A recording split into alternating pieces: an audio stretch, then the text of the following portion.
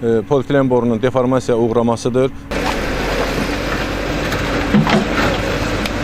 Həmin içməli su boru xətti rayonumuzun 6 kəndi rayon mərkəzi olmaqla 8400 abonentə xidmət edir.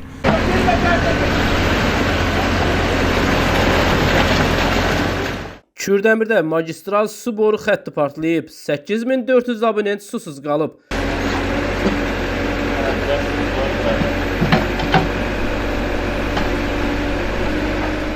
Hadisə Ağsu-Bəhrəmtəpə yolunun 27-ci kilometrində rayonun Topal Həsənli kəndi ərazisindən keçən hissəsində qeydə alınıb. Hadisə 17-si 11-ci ay 2025-ci ildə səhər saatlarında baş vermişdir. Hadisə ilə bağlı idarəmizə məlumat verildi.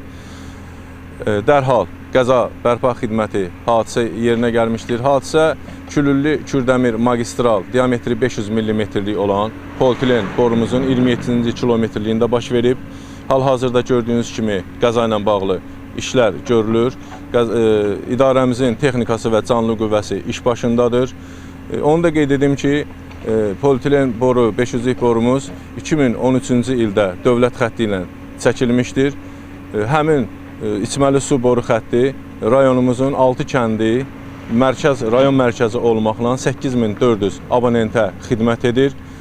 Qəza ilə bağlı onu deyə bilərəm ki, axşam vaxtlarına yaxın saatlarda qəza tam bərpa olunub, rayonumuzu içməli su təminatı ilə təmin olunacaqdır. Qəzanın baş vermə səbəblərindən biri də odur ki, yeraltı deformasiyalar zamanı polietilen borunun deformasiyaya uğramasıdır və bu zaman polietilen boruda çatların birləşmə nöqtələrində olan nasazlıqlardır.